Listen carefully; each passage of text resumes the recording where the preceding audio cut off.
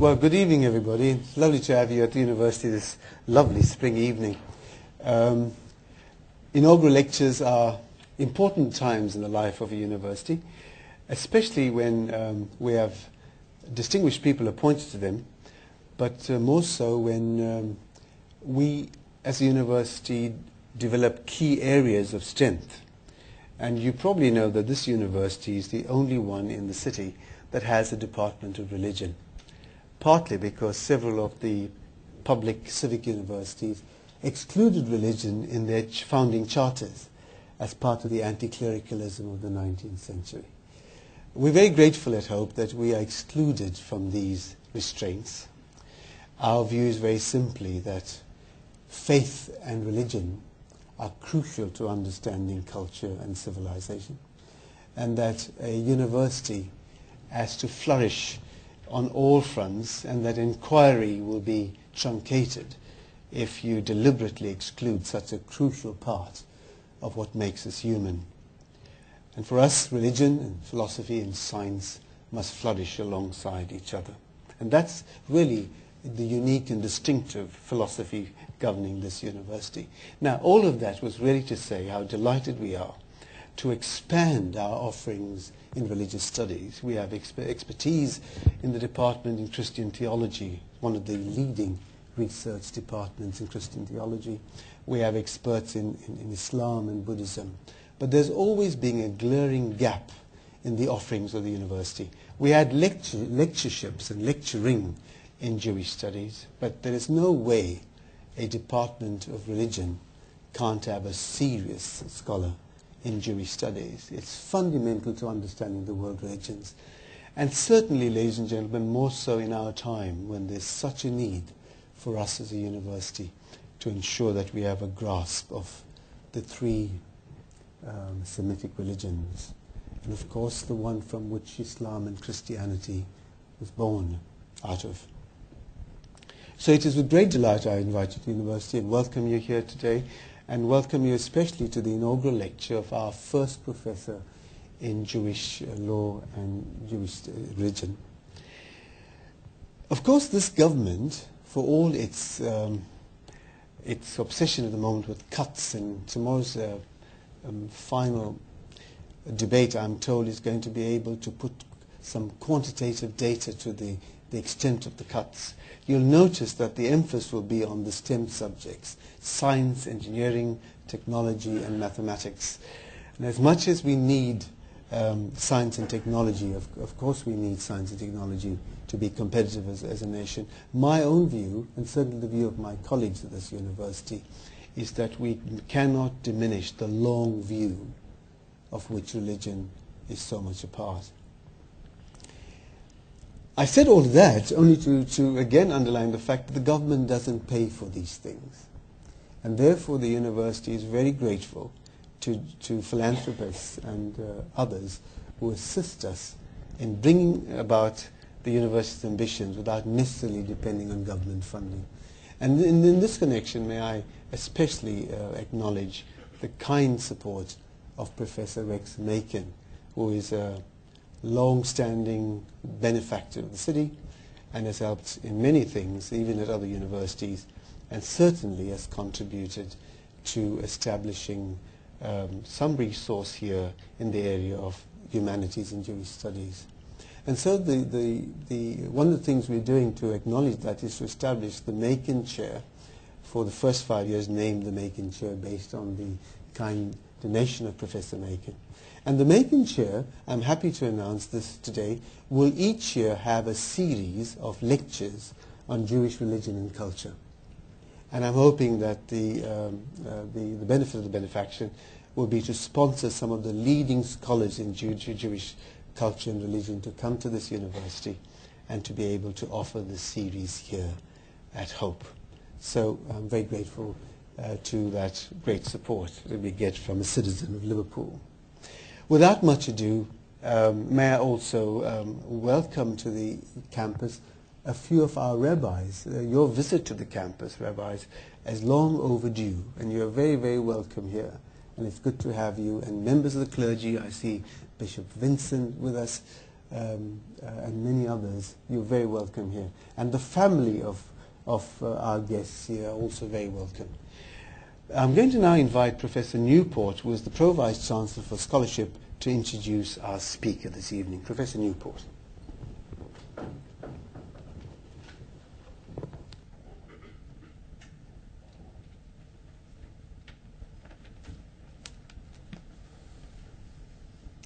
Good evening. It's a pleasure and a privilege indeed to introduce our inaugural lecturer this evening, Professor Bernhard Jackson.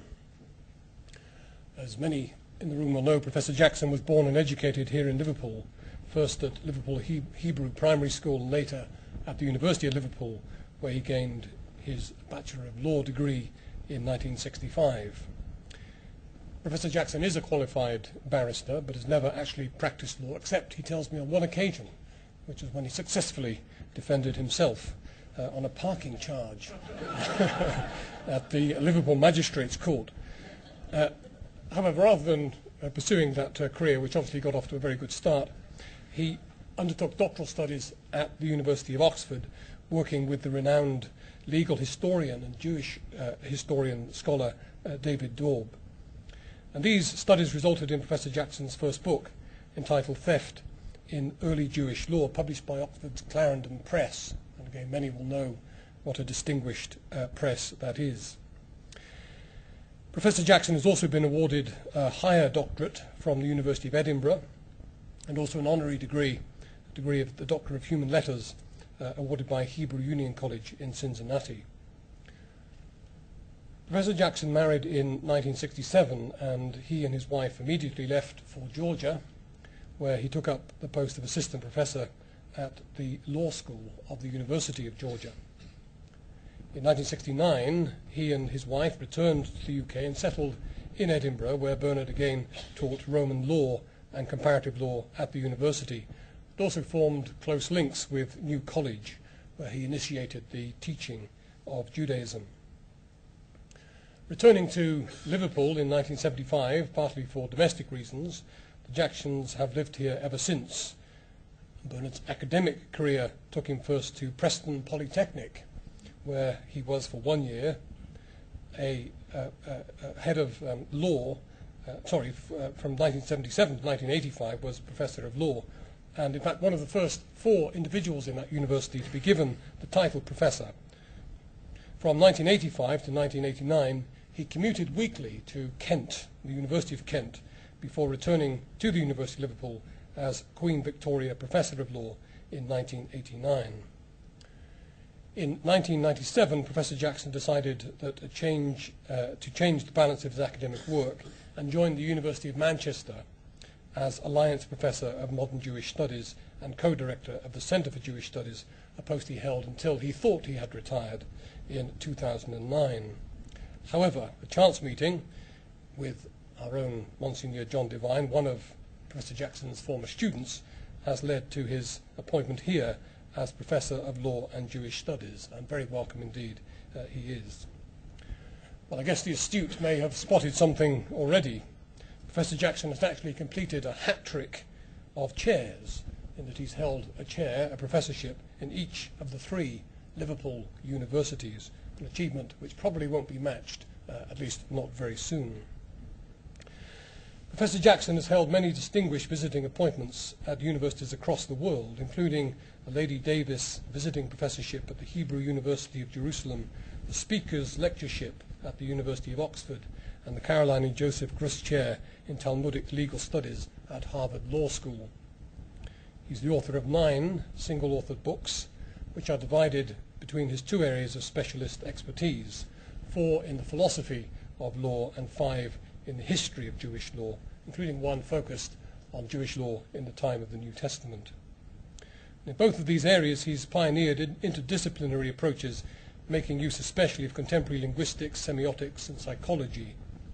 He's been very active in the institutional development in both of these areas, being a past president of the British Association for Jewish Studies and the Jewish Law Association, and Secretary General and Treasurer of the International Association for the Semiotics of Law.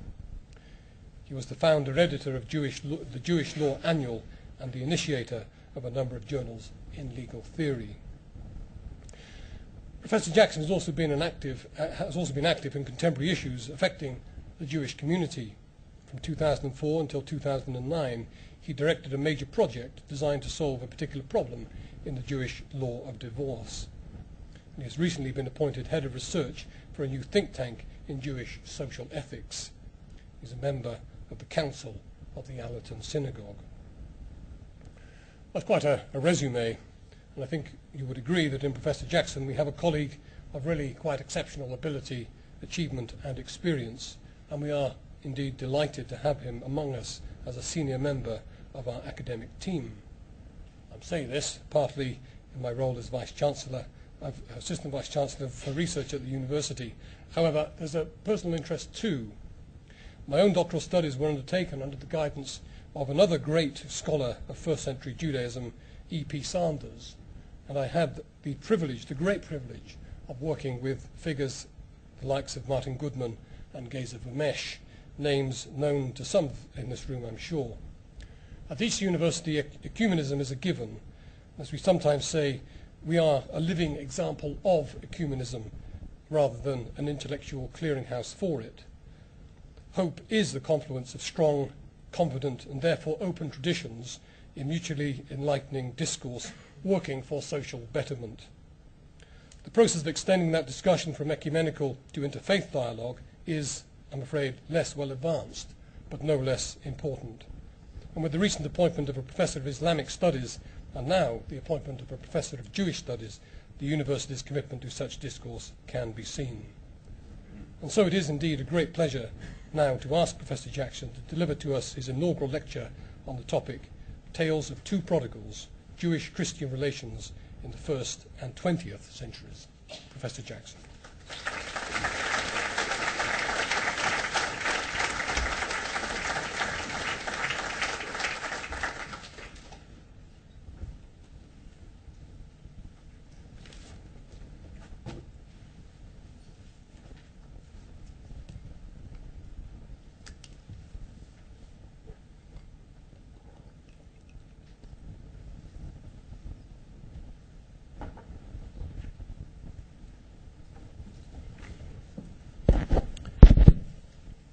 They tried to persuade me to wear a lapel microphone.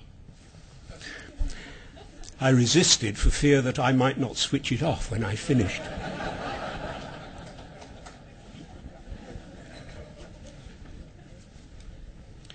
One of my oldest friends from primary school days, here with us this evening, reminded me a few weeks ago of the principal topic of my inaugural lecture at the University of Liverpool some 20 years ago.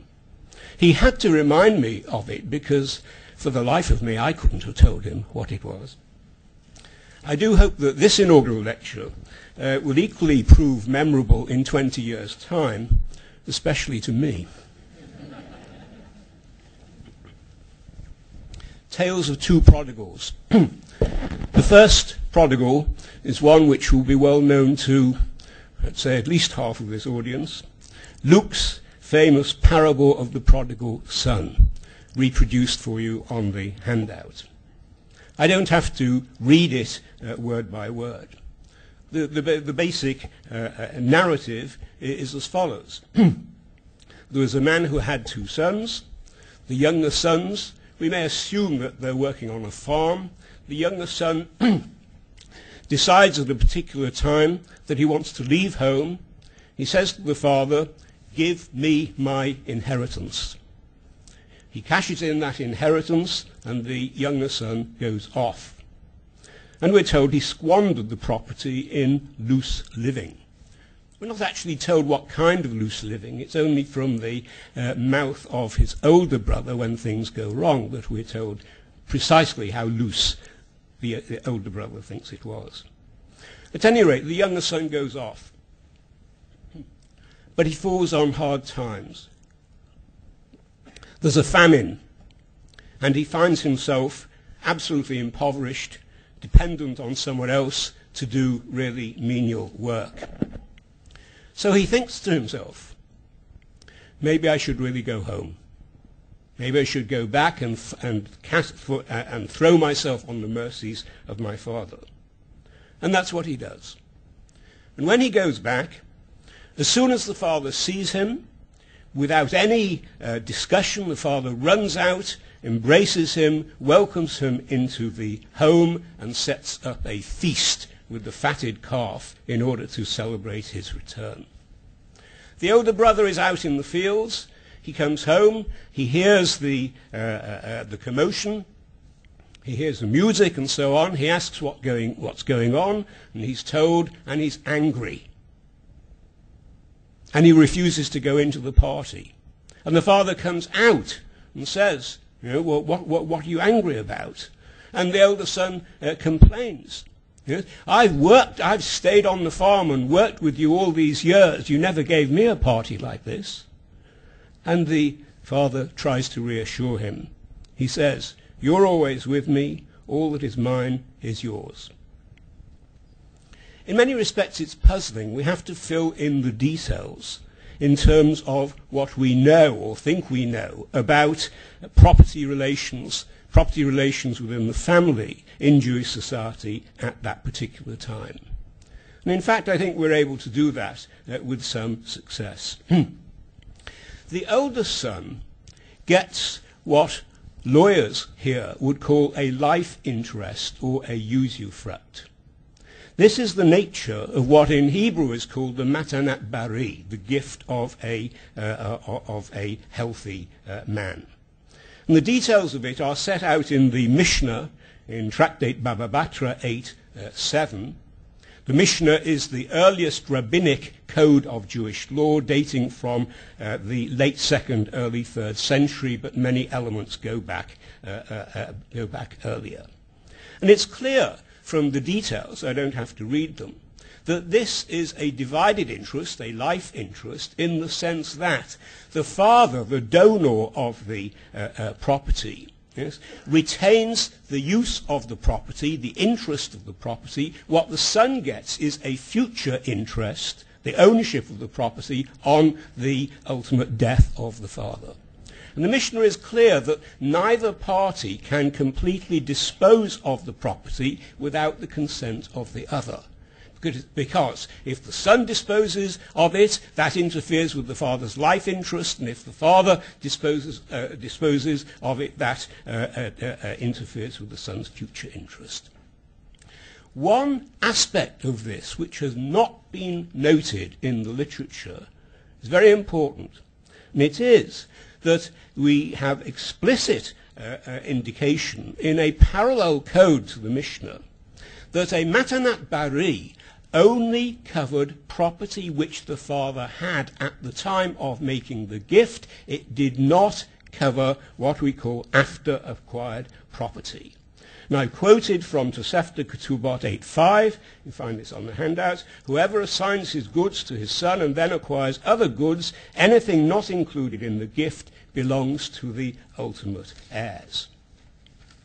So much then, for the moment, for the interest which is given to the older son. But what about the younger son? Clearly some different kind of arrangement is necessary in this case, yes, because the younger son is not going to stay on the farm. He wants precisely to take his property away and to use it as best he wishes. And on this there is a conflict in the rabbinic sources. The issue is this: if the father gives to here the younger son his share at that particular time, yes, does that effectively disinherit the younger son from succeeding to any further property, the after-acquired property, that the father may obtain before his death? Now the Mishnah, again, Mishnah Baba Batra 8:7, which I haven't here quoted, the Mishnah takes the view that it does not. It's that the son, despite this, what we might call advance, yes, is still entitled to his share of the ultimate inheritance in the after-acquired property. But there are other sources which suggest not, which suggest that such an advance can, in fact, have the effect of a disinheritance. It's very interesting how this is formulated in the sources. I've quoted for you a passage from the Babylonian Talmud, Sanhedrin 91a. It is a story which is based on a midrashic interpretation of the succession to the patriarch Abraham, as we'll see in a moment.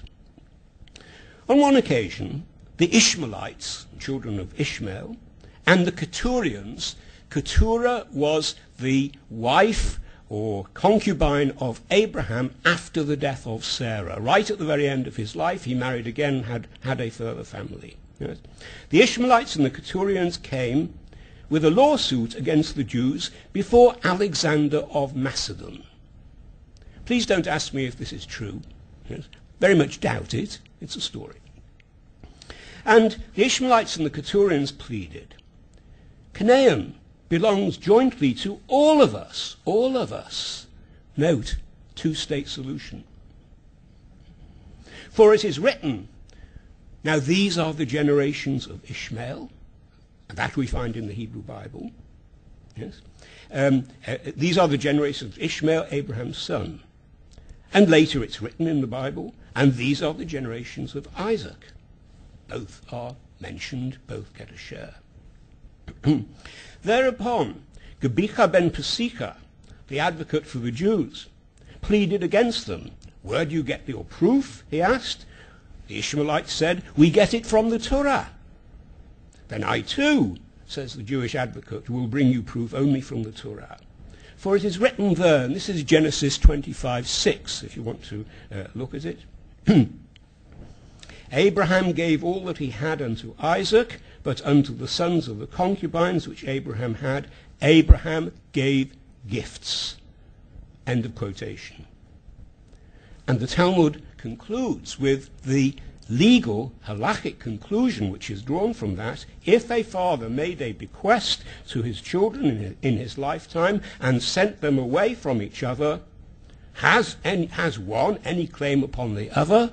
Rhetorical question, implication, obviously not. So according to this passage of the Talmud, an advance does disinherit the donee, whereas according to the Mishnah, it does not. These rules help us, I believe, to understand the respective positions of the older son and the father in the parable. The older son has in mind the rule or tradition of the Mishnah, which says that the younger son was not cut out of the inheritance. Of course, when the younger son went away, there was no real expectation that he would ever return. But he has returned. He's turned up. I suppose the older son would say, like a bad penny. Wrong coin. There is a parable about coins, as you'll know, in Luke 15 also. He's turned up. And according to the law of the Mishnah, he is entitled to a share of the ultimate inheritance which the older son had assumed would be his. That is why he is so angry. It isn't so much the party, the fatted calf, that is used as a rhetorical device. He's really concerned about the future of the inheritance. The father tries to reassure him, and he says, all that is mine is yours. Now, what can he possibly mean by that? Is he alluding to the alternative tradition in the Talmud, which says, no, I gave your brother his share, he's had it, everything that is left, and which will be acquired in future, will indeed be yours? Well, scholars have argued at length, effectively, about the light which the New Testament itself casts upon this controversial issue in the history of Jewish law. I won't go further into the details, because I think, in fact, that the issue is deliberately left unresolved. And when I wrote up my study of this in the book of 2008, I called the chapter The Parable of the Prodigal Son, an unresolved problem. Unresolved not only because scholars still disagree with it, but because the original problem of inheritance to the farm was, I believe, intended to be left unresolved. Now, in what sense was it unresolved? It isn't simply the fact that one son could cite one possible legal tradition, the other could cite another. In either case, nothing is absolutely definitive, because even if we follow the rule of the Mishnah, yes, which favors the younger son, there is nothing to prevent the father at any stage later in his life from making a further matanat bari to the older son, which would effectively disinherit the younger son from that share of the inheritance. And equally, conversely, even if the expectation of the younger son was that he had not, even if the expectation of the older son was that the younger son had been disinherited, there would be nothing to prevent the father at a later stage from reversing that. It's partly because the rules at this stage have not become really solid legal rules in the sense that we have today. Yes. They're more like social rules. They are flexible. They are subject in particular to the will. I use that term in its philosophical rather than its legal sense. The will of the father. The father can resolve the problem in whichever way he feels at any stage towards the end of his life. Now, I move now from the legal analysis of the actual situation to the theology of repentance. Yes? Because although the parable presupposes that the audience would have a reasonable understanding of the social institutions in order to make sense of the story, yes, Luke is really not interested in advancing one particular view of the law of inheritance as against another. He is using this for a theological purpose. And what is the theological purpose? It is clear from the relationship of the parable to other parables in Luke 15 that the issue is one of repentance and forgiveness. And so we really have to ask, was the prodigal penitent?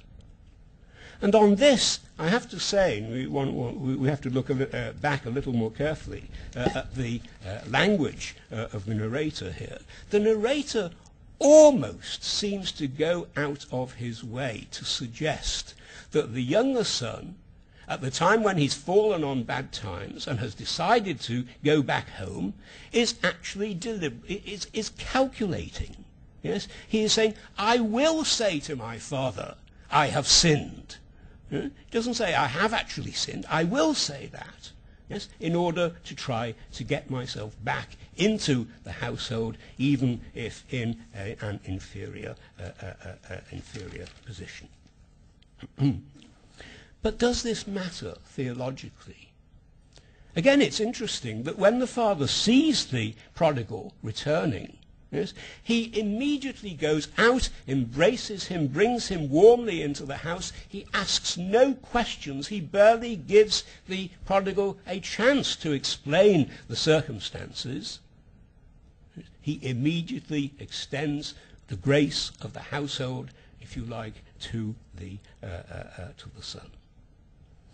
Now, how does this fit with contemporary Jewish notions of repentance and forgiveness? I cite here two sources. De Providentia 2:4-6 comes from the Jewish philosopher Philo Judaeus. And Philo notes that parents often, I quote, do not lose thought for their wastrel children, but rather lavish their kindness on the wastrels, more even than on the well-behaved. Don't know if that rings a bell then. In the same way, God too takes thought also for those who live a misspent life, thereby giving them time for reformation, and also keeping within the bounds his own merciful nature. In other words, repentance and we will see presently the same can be said of conversion. Repentance is not a single event. It is a process. And the important things are, first of all, the start, that it should start, and ultimately the conclusion. A rabbinic midrash, Pesikta Rabbati 184b to 185a, tells the following story. A king had a son who had gone astray from his father a journey of 100 days. His friends said to him, "Return to your father." He said, "I can't." Then his father sent him a message, "Return as far as you can, and I will come to meet you the rest of the way." So God says, "Return to me, and I will return to you." That, I think, perfectly expresses the attitude of the father in the parable. Yes. He immediately welcomes the prodigal. He welcomes him back into the house. The process, it is a process which is beginning. And the one who extends forgiveness is equally part of that process, to take the first step. But what actually is going to be the outcome? Again, we don't know as far as the parable in Luke is concerned. It is an unresolved problem. And I think that that unresolved problem is crucially correlated with the property unresolved problem, depending upon how sincerely the returning prodigal does behave. That clearly will influence the ultimate distribution of the property. But of course there is also a third level to the parable, what one might call its figurative or referential level. Who do the figures of the older brother and the younger brother represent? Well, the theme of competition between siblings, an older brother and a younger brother, is very common in the Hebrew Bible. Monographs have been written on it, yes, often expressing, even in the title, the paradox that although Deuteronomy gives the oldest son a double portion, again and again in the history of the patriarchs, and indeed later on also, we find a younger son supplanting an older son. But there are in fact two different models of disinheritance. In the case of Isaac, he completely supplants Ishmael, subject to the gifts which we've seen were endorsed even by Alexander the Great. In the case of Jacob, yes, he supplants Esau. But in the case of Joseph, who is not the oldest son, Reuben is the oldest son. In the case of Joseph, he in fact supplants Reuben by virtue of the fact that two of the sons of Joseph, Ephraim and Manasseh, are tribes, are numbered amongst the 12 tribes of Israel in place of Joseph. Therefore, Joseph, through his sons, gets a double portion. The importance of this, by contrast to the earlier generations, is that the favored younger son does not supplant the older son. He gets a privilege, but he doesn't supplant him. He doesn't supersede him. And we can readily translate this in terms of theology, in terms of the relations between the early church and Judaism, and in terms of older brothers and younger brothers. The church here through Luke is not saying that the older brother is excluded from the covenant. It is saying that the younger brother is included, maybe, potentially, at least, in a privileged form, but the family remains intact. Some people also see here, and I won't go into this, a reflection of the conflict in the early church between James and Paul over the terms of conversion. I mention in the handout Acts 15:5. Some believers, it's Christian believers, who belonged to the party of the Pharisees, rose up and said, it is necessary to circumcise converts, incoming converts, and to charge them to keep the law of Moses. That's the party of James. If we were to apply the logic of the unresolved problem, I would say that Luke here, not expressing any form of supersessionism, is in fact adopting a middle course. Let us see how they get on. Let us not impose a huge burden on them immediately. Let us receive them, see how they get on, and we will decide later how exactly they are to be integrated. Well, I pass now to a second case from the 20th century, that of Oswald Rufeisen. Oswald Rufeisen was a Polish Jew born in 1922. Both his parents were Jews. He was reared as a Jew.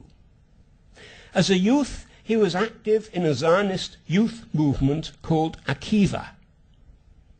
Now, some here may immediately assume that that was the Polish version of a religious Zionist movement, which we know here as B'nai Akiva. In fact, it appears that it was not, that it was actually close to another movement that some of us here are familiar with, Habonim. The significance of this, I hope, will appear shortly. He was a very active member of this movement. He even went, which was committed to encouraging its members to immigrate to Israel, and he spent a time on a collective farm in preparation, what some of us know as Hachshara. But Rufeisen was not known at that time for any deep religious conviction. The war broke out. Fleeing the Germans, he went first to Lithuania. That didn't prove very successful. He ultimately found himself in what is now Belarusia, in Mir. Oswald, in fact, had been brought up bilingual, not just Polish, but also German. And he managed to infiltrate the German police station in Mir, and he used his position to inform the Jews of German plans against them.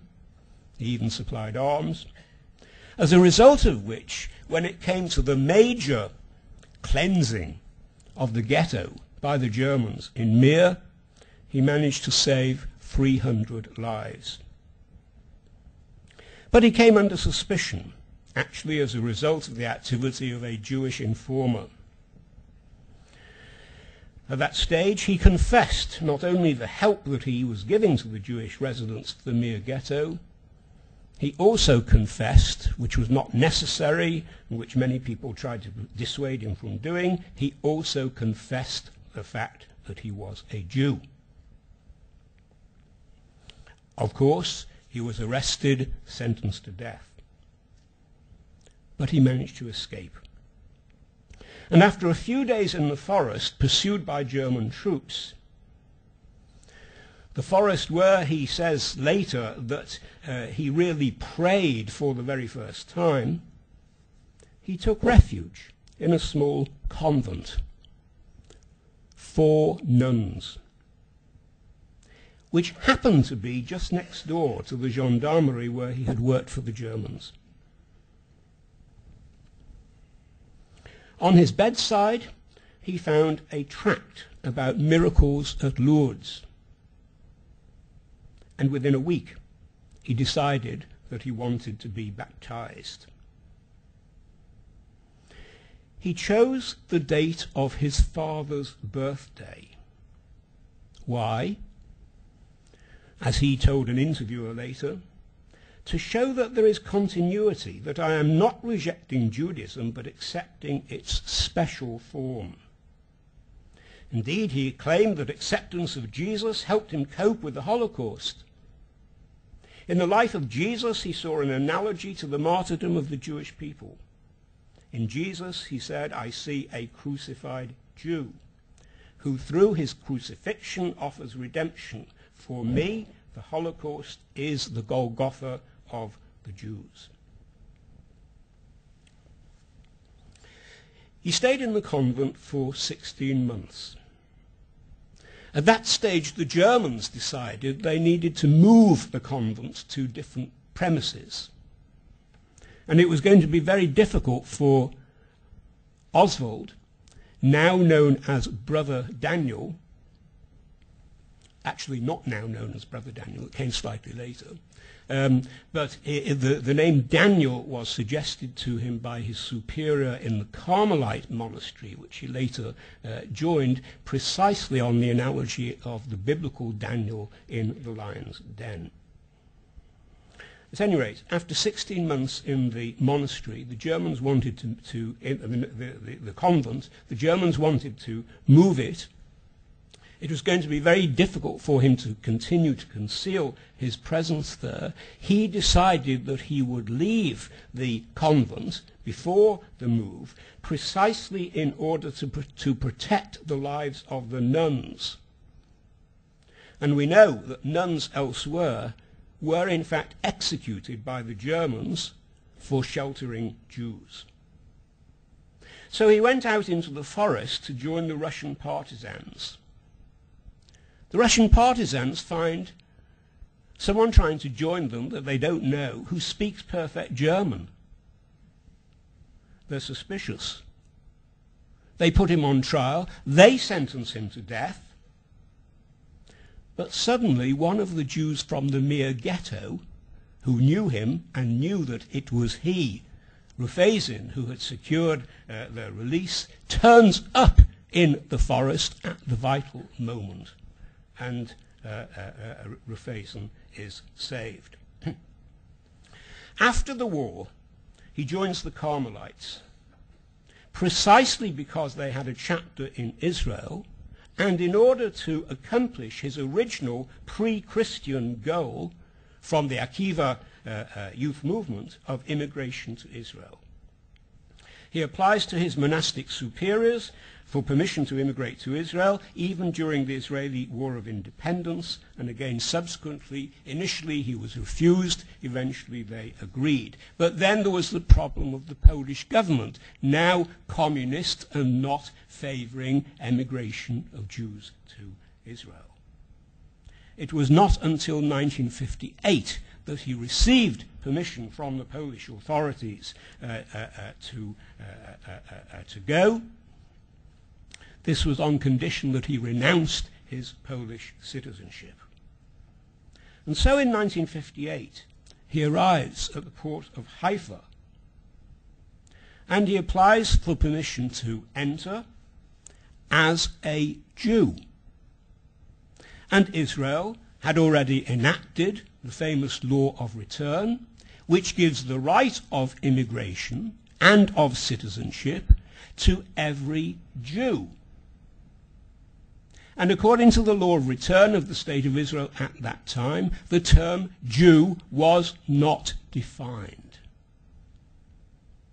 So was Rufazin a Jew or not? It came to the Israel Supreme Court in 1962. The Israel Supreme Court was here applying secular Israeli law, not the Jewish law, the halakha. There are all sorts of interesting questions about his status in the halakha, but that's not something that we have time to look at this evening. By a majority of 4-1, the Israel Supreme Court ruled against him, based on popular conceptions of Jewish-Christian relations. Mr. Justice Berenson said, "We've got to look at this issue from the point of view of the man in the street. From the point of view of the man in the street, a Jew and a Christian cannot reside in one person, and certainly not a Jew who is a Catholic priest. So the man in the street, that would be a contradiction in terms." But why a contradiction in terms? Why?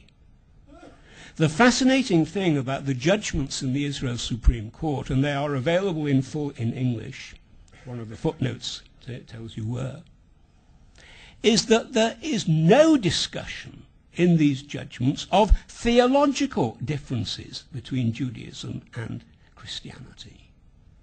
Rather, the incompatibility is based entirely on the history, including the recent history of Jewish-Christian relations. As Justice Cone, who in fact was the minority judge who did accept that Rufeisen had the right to come in as a Jew, said, in acknowledging the arguments of the majority, he said, "It is true that the history of our people throughout its dispersions is soaked with innocent blood of thousands and tens of thousands of martyrs who were racked and tortured, slain and burnt by the Catholic Church and its retinues for their fidelity to the God of Israel." It goes on to refer to the Crusades, the Inquisition, and the European pogroms. But Justice Cone himself does not accept that as a valid argument.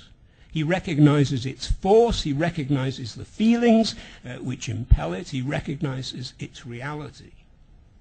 But he says, in the new state of Israel, we must overcome this. The new state of Israel represents for him, for Justice Cone, he describes this as representing a revolutionary character of in the nature of the Jewish heritage. There has been a revolutionary change. And that revolutionary change must also affect relations with the other, even the other which has been an oppressor. This revolution, said Chaim Cohn, is not merely of a political character, it renders imperative a revision of the values which we have imbibed in our long exile. What sources then are to be used in such a revision of values? Justice Cohn invoked in particular the prophetic heritage. He invoked Isaiah's metaphor of the opening of the gates, but he uses this in a double sense, not only the opening of the gates of immigration to the stranger, but also as endorsing the values of openness of religious expression rather than dissimulation, hiding, concealment in the light of religious oppression. And he makes the following observation in relation to Brother Daniel. Brother Daniel arrived at the point of Haifa wearing his brown cassock and his crucifix. Justice Cone says, if he had folded his gown in his suitcase, if he had hidden his cross and concealed his creed, the gates would have been open wide without protest. But he chose to come as he is, openly and without guile, and he finds the gates locked. It is difficult, says Justice Cone, not to recall those Jews, we call them today Marranos, those Marrano Jews who, loyal to their ancestral faith, donned the outward garb of the Christian religion so that they might continue to dwell in the lands beloved of them and to harvest the fruit of their toils. In other words, the Christians forced Jews to conceal their Jewish religion in the period of the diaspora. That internalized values, if you like, of concealment in the Jewish tradition in order to survive, in order to maintain the Jewish religion. Now that the state of Israel has been formed, there is a revolutionary change. We are no longer bound by the values of concealment, and we will not insist that a Christian conceals his religion just in the same way as the Christians during the period of the diaspora forced us, the Jews, to conceal ours. And he concludes with this passage. This was the vision of the prophets of Israel. Open ye the gates, that the righteous Gentile which keepeth the truth may enter therein. Isaiah 26:2. Isaiah speaks of the righteous Gentile and not of priests, Levites, or of the people of Israel. Almighty God does not disqualify anyone. All are acceptable to him. The gates are always open, and whoever wishes may enter. Actually, he is citing rabbinic sources as well as prophetic. Until recently, that was all I knew about Brother Daniel. That takes us to 1962. It takes us to the point where Brother Daniel, like a prodigal, I now think, had returned home. But we have to ask precisely the same questions as in Luke's parable, about motivation and about subsequent history. And whereas it is the fact that in Luke's parable the problem is left unresolved, in the case of Brother Daniel we now have, as a result of the wonderful biography written by Nehemiah Tech, considerable detail not only of his history during the war, but also his subsequent history. For 20 years, he died only in 1990, more than 20 years, in the State of Israel. She conducted lengthy interviews with him over a period of 5 years in the 1980s. It's rather important, I think, to know who this biographer, Nehemiah Tech, actually was. She herself was born a Polish Jewess in 1931, and of course was driven out of Poland.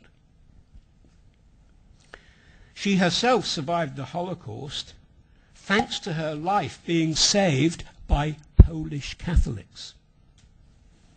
After the war, she immigrated to Israel, but later moved to the United States.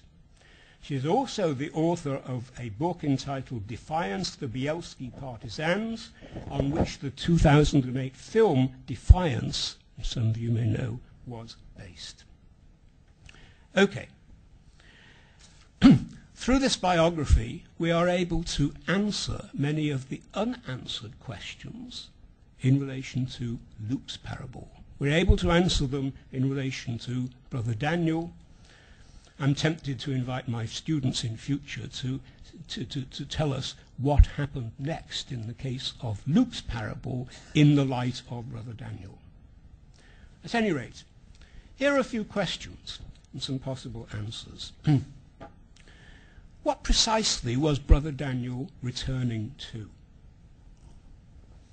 And the answer, I suggest, is the cultural Zionism which is associated with the major ideologue of the Zionist movement, Ahad Ha'am, pseudonym for a man called Asher Ginsberg.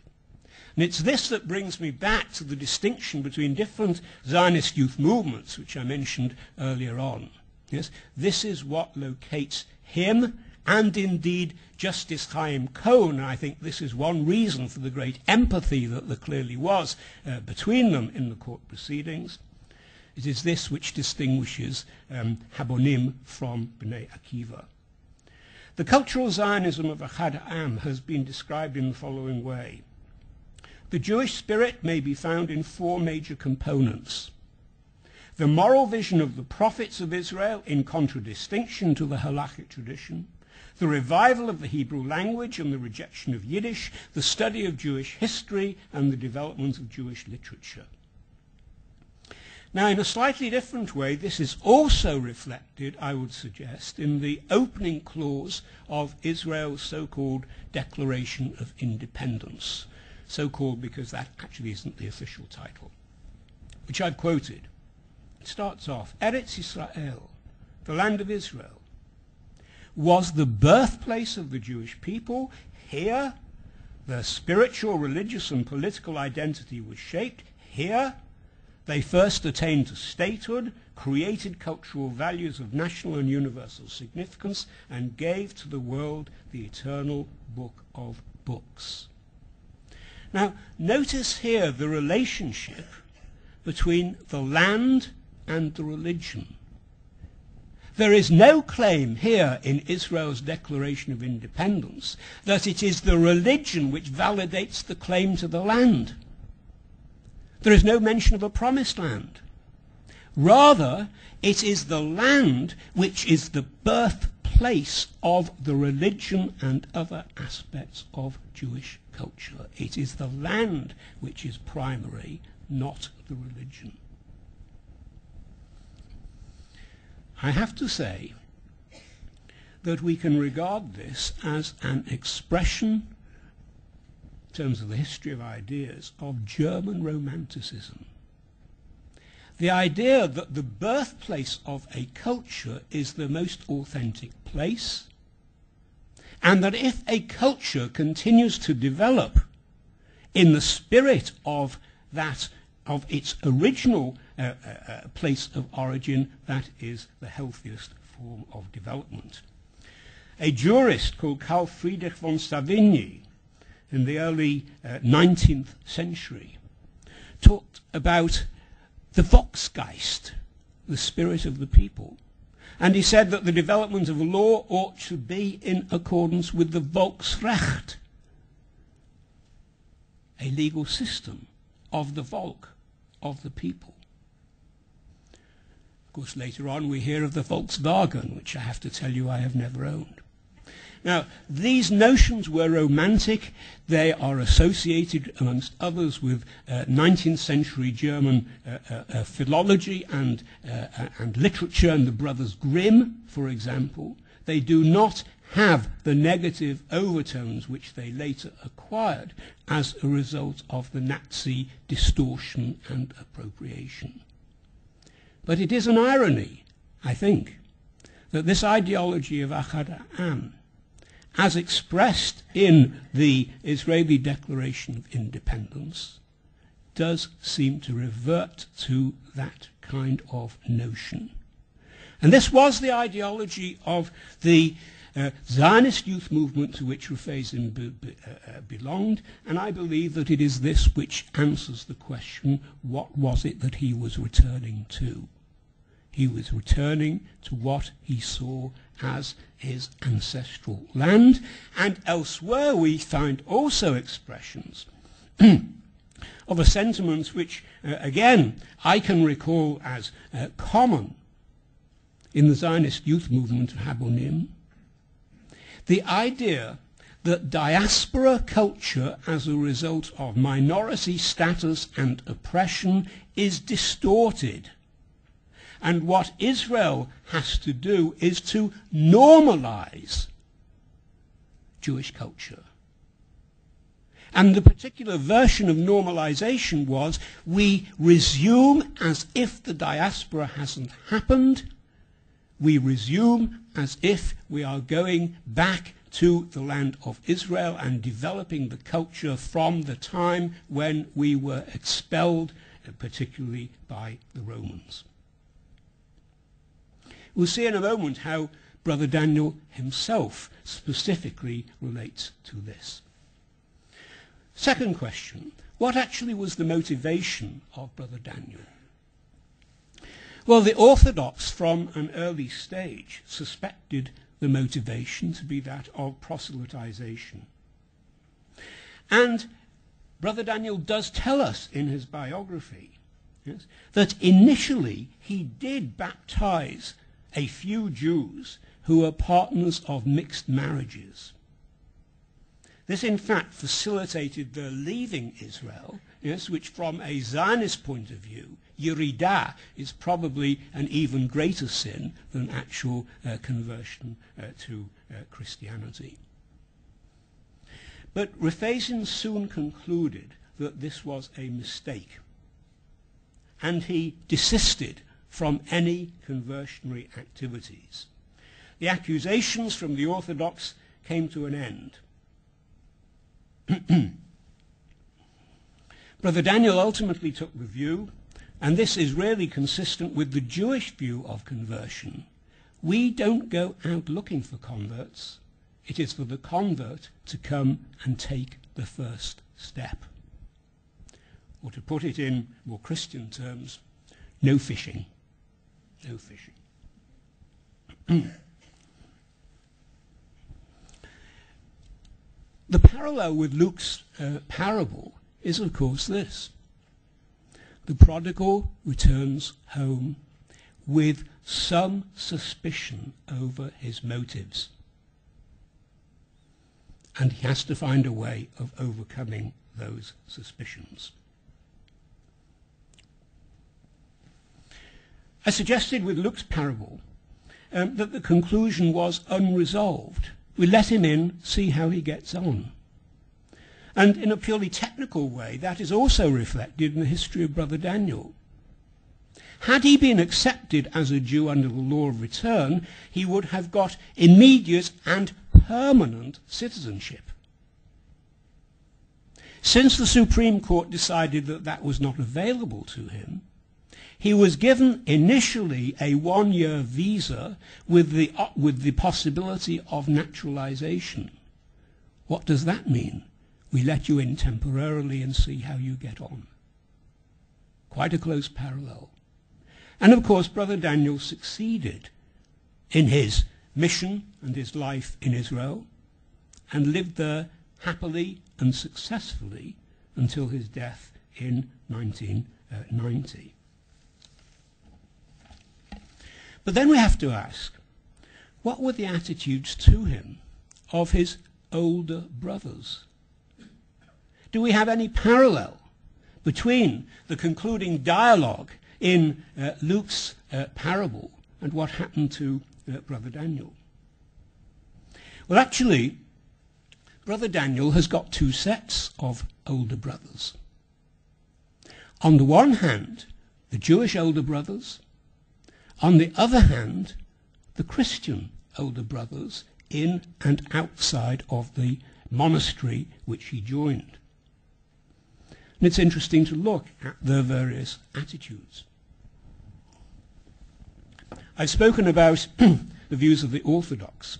What about the actual members of his family? Of course, his parents had died in the Holocaust. His brother had actually made Aliyah, had actually immigrated to Israel before the war and was already in Haifa. That may also have been one reason why he went there.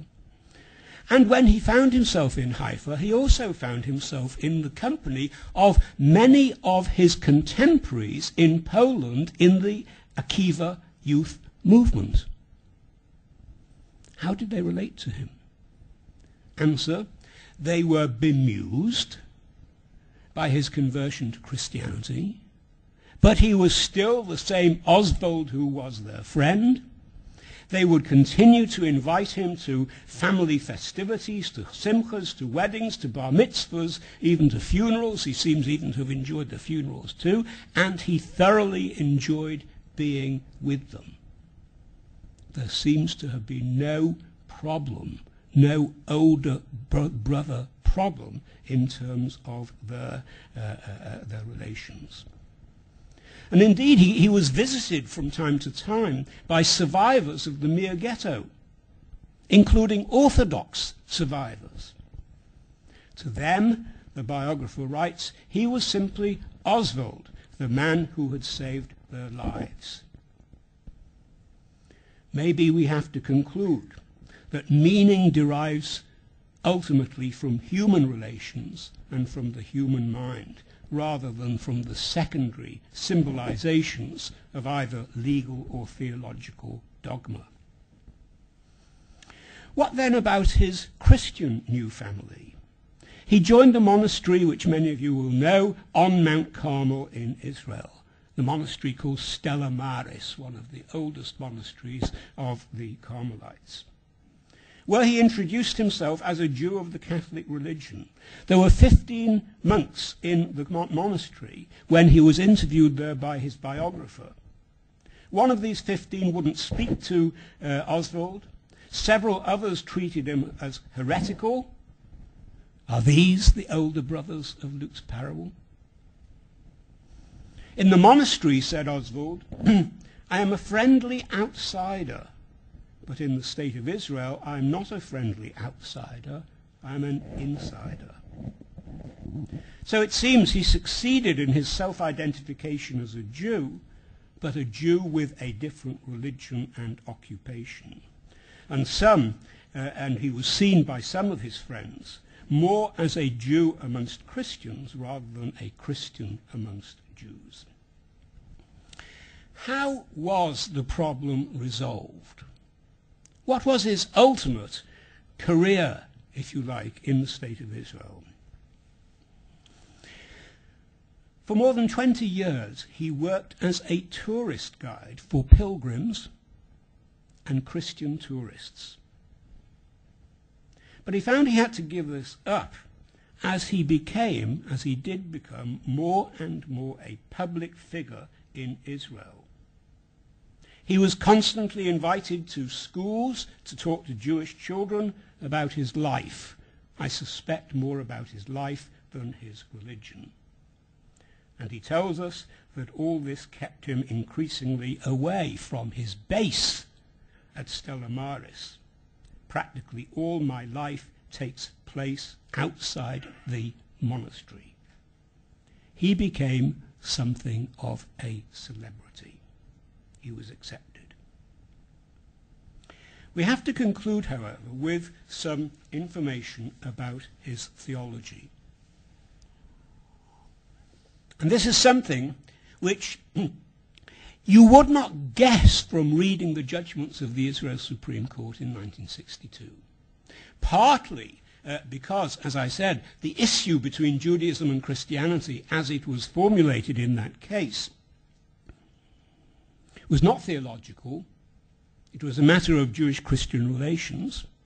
Partly, perhaps, because Brother Daniel had not by that stage fully worked out his theological position.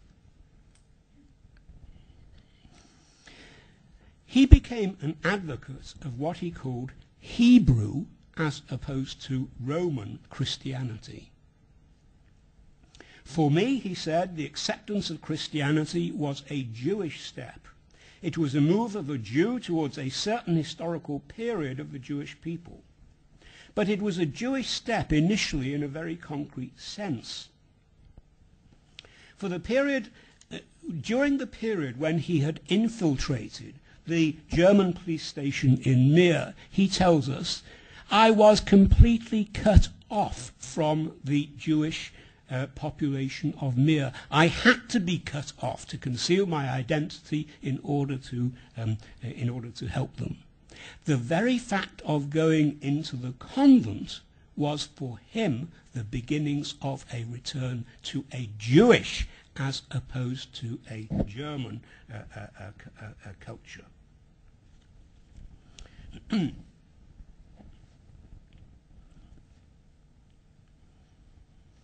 He also took the view that Hebrew Christianity was a way to restore what he called the universalism of Christianity, a universalism which in his view had to be based in Jerusalem rather than Rome. There is here a very close connection, I think, with the normalization theme which was applied by the Zionists to Jewish culture. Because Brother Daniel took the view that when Christianity moved to Rome, and in particular when it was adopted by the Roman Empire, Christianity itself went into exile. Christianity itself moved into an abnormal situation. Here, an abnormal situation of power as opposed to lack of power, but still an abnormal situation cut off from its roots.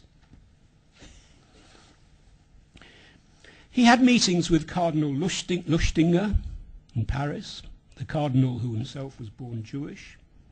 He had meetings with Pope John Paul II, the Polish Pope. They had, in fact, already met in Poland after the war. Brother Daniel apparently regarded Pope John Paul as a conservative, certainly in terms of church reform. But he attributes to John Paul II the fact that his church, the Christian Hebrew Hebrew Christianity in Israel, which incidentally seems to have been a development of something called the St. James movement, which may be familiar to some of you, but it's somewhat more radical than that. He attributes to the influence of Pope John Paul II the fact that his church in Israel was tolerated by the Christians and no actions were ever taken against either him or the church. Despite the fact that he was arguing there is a break between the Hebrew Bible and the teachings of the Greek and Latin fathers. And indeed, even in terms of religious practice, his religious practice was unusual for a Catholic monk.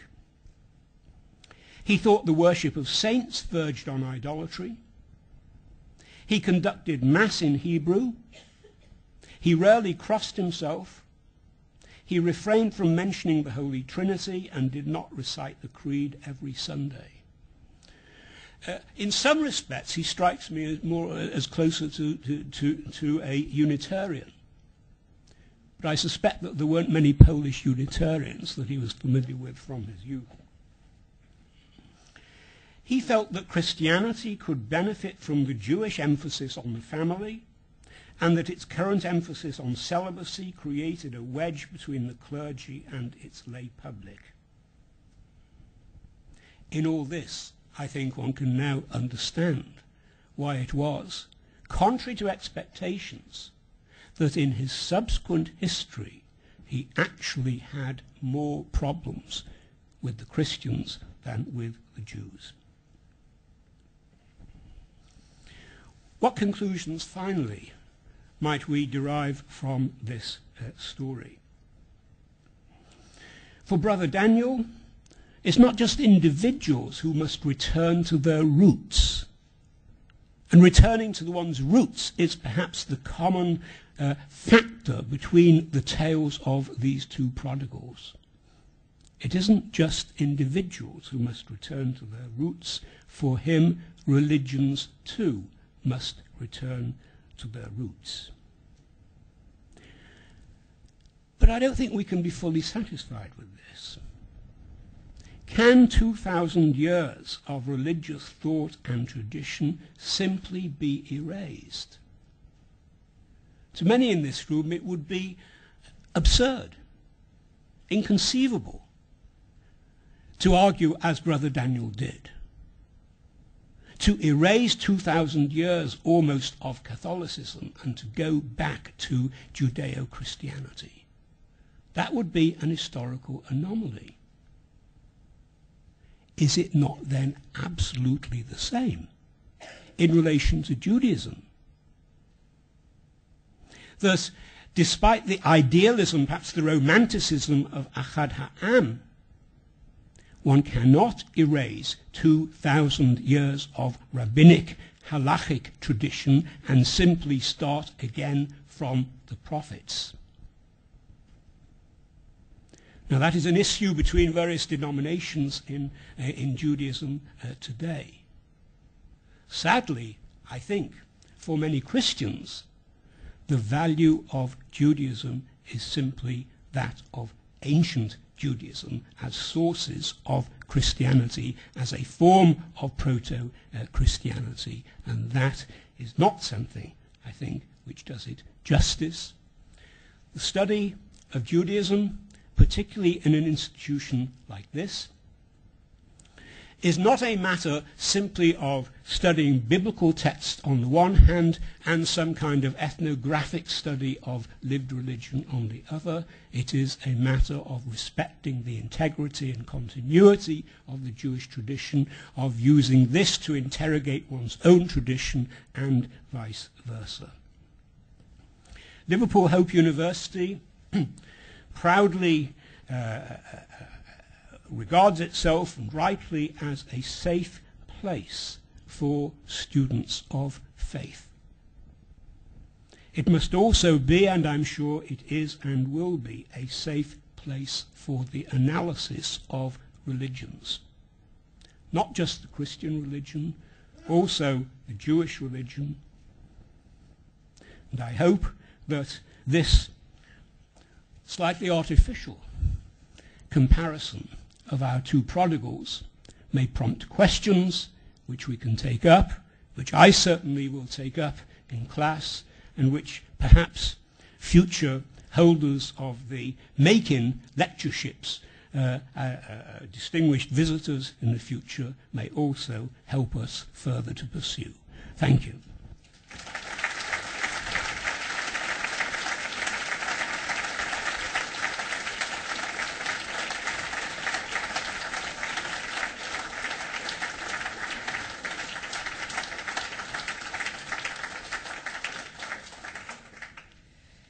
As Dean of Arts and Humanities at Liverpool Hope, it is my privilege to thank Professor Jackson for his address, a wonderful address which exhibited rigorous scholarship, a tremendous breadth of vision, and a thought-provoking challenge for academics at Hope. Professor Jackson's knowledge of Jewish law sheds considerable light on the story of the Prodigal Son, primarily, as he himself asserts, because it enables us to understand the unspoken social assumptions of the story's first audience. The application to this particular story is but one example of a distinctively Jewish contribution to New Testament exegesis, which provides a valuable insight for Christian scholars, and indeed for those of us here tonight for whom this is a very familiar story. The story of the modern prodigal, Oswald Rufeson, Brother Daniel, will be less well known to most of the audience.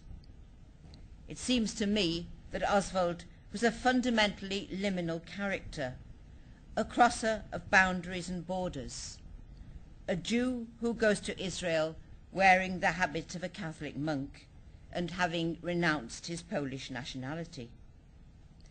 If I may be permitted another New Testament allusion, it recalls the command of Jesus that the disciples take nothing for their journey save a staff only, carrying no bread and no money. To cross boundaries is to dare and to risk and to let go of comfort, to go, as it were, without clothes and money. This is borne out in Professor Jackson's account of Oswald's life in Israel. His relatives and friends who have come from Poland remain close, but eschew talk of politics and religion. His fellow monks are distrustful, and some regard him as heretical. He suffers the fate of the man caught between. Liminal characters often tend to be unpopular. By inhabiting the margins, the borders by which we define ourselves, they challenge our sense of ourselves, the very codes of identity and difference so crucial to that self-definition. Both Jews and Christians, it seems to me, are called out of the borders which become walls by the challenge. And so Justice Cone, implicitly evoking the metaphor of the border, cites the vision of Isaiah, "Open ye gates, that the righteous Gentile which keepeth the truth may enter in." Oswald's Jewish friends, Professor Jackson reminds us, demonstrate that human relations are more important than theology or politics. Oswald's conversion is not to be seen as some kind of triumph for Christianity over Judaism. Rather, he sees it, we are told, as a Jewish step towards a certain historical period of the Jewish people. Brother Daniel challenges Christianity to take the same step, to eschew its subsequent Europeanization. We are thus invited to consider two versions of Judaism, that of the 1st century and that of the 21st century, after the long and often tragic experience of the diaspora, and two versions of Christianity, the universal or Hebrew and the Romanized. But, as Professor Jackson rightly reminds us, it is surely not possible to turn the clock back 2,000 years, to shed the cultural interactions which have shaped both religions. What we do have to do is to explore the issues this story raises, the challenge it makes to both Christians and Jews. By a happy juncture of events on Monday evening, I heard one of Hope's adjunct professors, Andrew Walls, speaking on the theme of migration in Christian and world history, in which he situated both Old Testament and Christian history in the migrations of peoples. Professor Walls would agree with much of Oswald's observations about the Europeanization of Christianity. I refer to this other lecture because I think it is testimony to the richness we have here at Hope in the field of theology and religious studies in particular, a richness which I think enables us to take up the challenge which Professor Jackson has made to us tonight of providing the space, the safe space, in which to debate such issues. Thank you, Professor Jackson.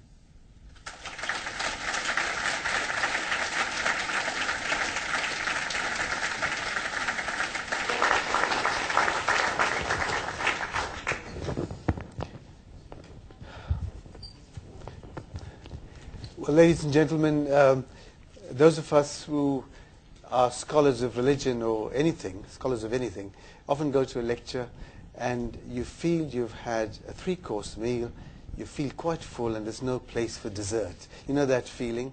And I certainly feel like that after this marvelous lecture this evening. But there is a place for a small after-dinner mint. And that is to give to our lecturer, Professor Jackson, a memento for this evening, on which is the date and the title. And just to remember the evening, Professor Jackson, will you please receive this? Congratulations.